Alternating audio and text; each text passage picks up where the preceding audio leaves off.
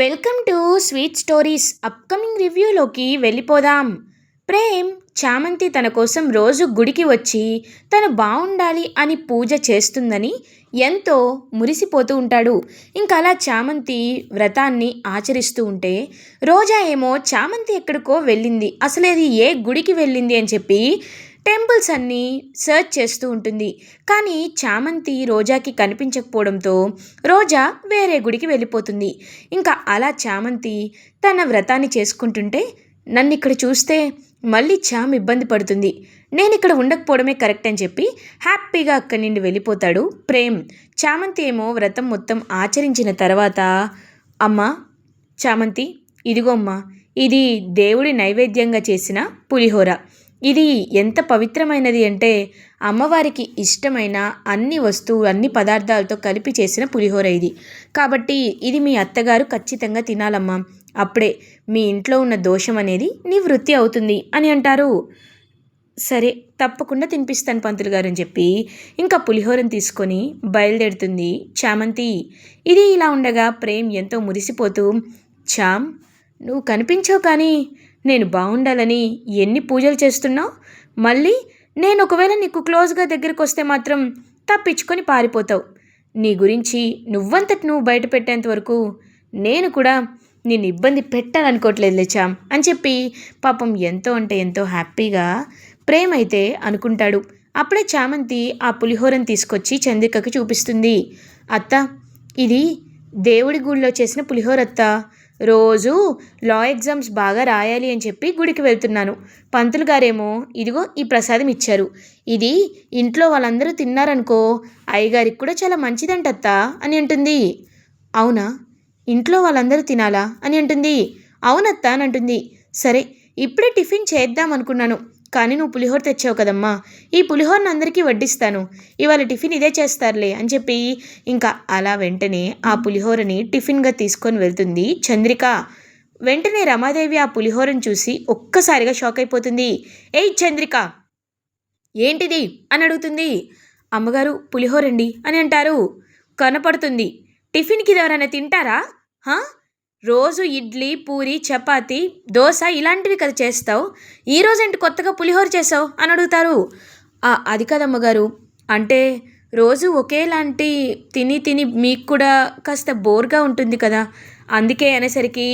ఏయ్, నువ్వేమైనా ఇంటి పని మనిషి అనుకుంటున్నావా, లేకపోతే ఈ ఇంటి మహారాణి అనుకుంటున్నావా చంద్రిక అని అంటుంది రోజా. ఇంక చంద్రిక ఏమనకుండా సైలెంట్గా ఉంటుంది. ఈ పులిహోర తినడం మాత్రం నా వల్ల కాదు, అయినా పొద్దునే రైస్ ఐటెం ఎవరు తింటారు అని చెప్పి ఇంకా విసుక్కుంటూ ఉంటుందన్నమాట రోజా. రేయ్ అరుణ్, వెంటనే మనందరికీ టిఫిన్ ఆర్డర్ పెట్టు, వీళ్ళు తింటారో పారేస్తారో మనకు అవసరం లేదు అని చెప్పి ఇంక వెంటనే అలా అరుణ్తో టిఫిన్ ఆర్డర్ పెట్టించుకొని అందరూ ఆ టిఫిన్ చేసేసి వెళ్ళిపోతారు. చామంతి ఏమో, అయ్యో ఇప్పుడు నేనేం చేయాలి, నా ప్లాన్ అంతా ఫ్లాప్ అయిందే, ఖచ్చితంగా అత్తగారే తినాలి అని చెప్పారు, కానీ ఇక్కడేమో ఇలా జరిగింది, అసలు ఇప్పుడు ఏం చేయాలి నేనని చెప్పి చాలా బాధపడుతూ ఉంటే, అత్త అది కాదత్త అనేలోపు, చామంతి ఏం చేస్తామమ్మా, ఒక్కొక్కసారి ఆవిడ గురించి నీకు తెలిసిందే కదా, అలాగే కోప్పడుతూ ఉంటారు, నువ్వేమీ కంగారు పడద్దు, ఇంక చేసేదేమీ లేదు, తినాల్సింది మనమే అని చెప్పి ఇంకా అలా ఫస్ట్ ఆఫ్ ఆల్ చంద్రికని ఇంకా అలా ఆ పులిహోరని తింటుంది. అండ్ ఎలాగో తను బీన్ హర్షవర్ధన్ వైఫ్ కాబట్టి నో ప్రాబ్లం, ఇంకా అత్తగారే తిన్నట్లు అవుతుందన్నమాట. సో ఇంకా అలా పాపం చామంతి చాలా కన్ఫ్యూజింగ్గా చూస్తూ ఉంటే, చామంతి ఎందుకమ్మా, ఎందుకు అలా కంగారు పడుతున్నావు అని అడుగుతారు. అబ్బే ఏం లేదత్తా, ఏం లేదు అని చెప్పి అక్కడి నుండి వెళ్ళిపోతుంది చామంతి. ఇది ఇలా ఉండగా నిషా ఏమో, అక్క అక్క ఏదైనా ప్లాన్ చేసావా, అది ఎగ్జామ్ సెంటర్కి వెళ్ళనివ్వకుండా ఏదైనా ప్లాన్ చేసావా అక్క అని అడుగుతుంది. నిన్న చేస్తాను అని వెళ్ళిపోయావు, మళ్ళీ టిఫిన్ కోసం కిందకొచ్చావు, నువ్వేదైనా ప్లాన్ చేస్తావని నేను ఎక్స్పెక్ట్ చేయకూడదా సిస్ అని అంటుంది రోజా. చేద్దామని అనుకున్నానక్క, కానీ బాగా నిద్ర వచ్చింది అని అంటారు. నిద్రపో, నాకేంటి అని అంటుంది రోజా. అది కదక్క, నేను ఎగ్జామ్ సెంటర్కి వెళ్ళనివ్వకుండా చేయాలని దానికి పనులప్ప చెప్పాలి అనుకుంటున్నాను అని అంటారు.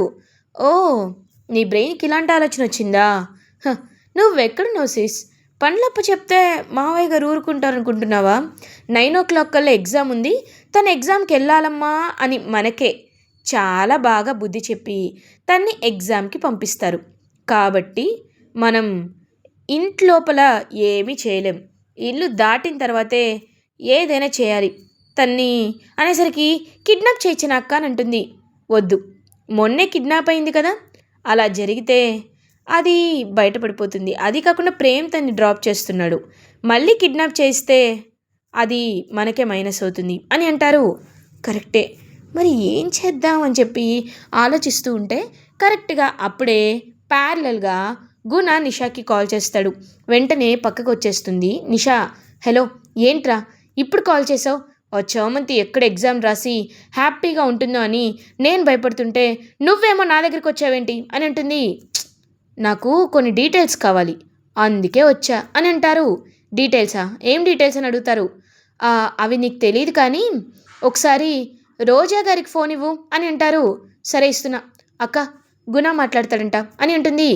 వాడు నాకెందుకు అని అనేసరికి మాట్లాడక్క, ఏదైనా ప్రాబ్లం ఉంటే సాల్వ్ చేస్తాడు కదా అనేసరికి హలో చెప్పు గుణ అని అంటుంది. రోజా గారు, చామంతి మీ ఇంట్లో పనిచేస్తున్న పని మనిషి కాబట్టి పని మనిషికి సంబంధించిన డీటెయిల్స్ అన్నీ మీరు త్వరగా యాక్సెస్లోకి తీసుకోగలరు కదా అని అంటారు. అవును తీసుకోగలను, ఎందుకు ఇప్పుడు అని అంటారు. చామంతిని మనం బుద్ధి బలంతో ఓడించలేం, ఎందుకంటే చామంతి చాలా తెలివైంది. చామంతిని కిడ్నాప్ చేద్దామంటే చామంతి ఎలా తప్పించుకోవాలో చామంతికి బాగా తెలుసు. కాబట్టి చామంతికి ఉన్న ఏకైక మార్గం చామంతిని ఓడించాలి అంటే తన్ని కిడ్నాప్ చేసో లేకపోతే ఎక్కడైనా దాచిపెట్టో కాదు, తన అయిన వాళ్ళకి ప్రమాదం క్రియేట్ చేయడమే. అప్పుడే ఆ చామంతి మన మాట వింటుంది, ఎగ్జామ్ రాయొద్దు అంటే ఆపేస్తుంది అని అంటాడు. ఒక్కసారిగా ఇంకా రోజా ఎంతో హ్యాపీగా ఫీల్ అవుతుంది. వావ్, సూపర్ ఐడియా గుణ, నిజంగా ఇలా చేస్తేనే అది మాట వింటుంది అని అంటారు. కాబట్టి నాకు ఆ చామంతి డీటెయిల్స్ కావాలి, వాళ్ళ అమ్మ నాన్న అండ్ డీటెయిల్స్. వాళ్ళ నాన్న గురించి నాకు తెలుసు, వాళ్ళ అమ్మ గురించి అండ్ అసలు తన గురించి మొత్తం నాకు తెలియాలి అంటే పేరు చామంతి, వాళ్ళ నాన్న పేరు రామచంద్రయ్య అని ఈచ్ అండ్ ఎవ్రీ డీటెయిల్ చెప్తుంది. అక్క, నీకు తన గురించి ఇంత బాగా ఎలా తెలుసు అని అడుగుతుంది. అది నా చెల్లి కాబట్టి అని మనసులో అనుకుంటూ వచ్చిన రోజా తెలుసుకున్నానులే రోజా అని చెప్పి నిషా అని చెప్పి అక్కడిని వెళ్ళిపోతుంది. చామంతి, ఖచ్చితంగా వాళ్ళ అమ్మ నాన్న ఏం చేయరు నాకు తెలుసు, కానీ నువ్వు మాత్రం ఎగ్జామ్ రాయవు అని క్రూయల్గా వెళ్ళిపోతుంది. రామచంద్రయ్య, ఈయన ఫోటో ఇచ్చారు కదా, ఇప్పుడు ఈ ఫోటోని బేస్ చేసుకొని ఏం చేస్తానో చూడు అని ఇంకా ఎంతో అంటే ఎంతో క్రూయల్గా ఆలోచిస్తాడనమాట. అలా ఈ గుణ అయితే సో రామచంద్రయ్య ఫోటోని ఒక రౌడీకి పంపిస్తాడు. పంపించి రేయ్, నువ్వు ఉన్నది సెంట్రల్ జైల్లోనే కదా, నీకు ఒక మనిషి ఫోటో పంపిస్తున్నాను, అతన్ని నువ్వు ఎలా ఎలా చంపేస్తావో నీ ఇష్టం, కానీ అతను పోయాడు అనే వార్త నాకు రావాలి అని చెప్పి అంటాడు.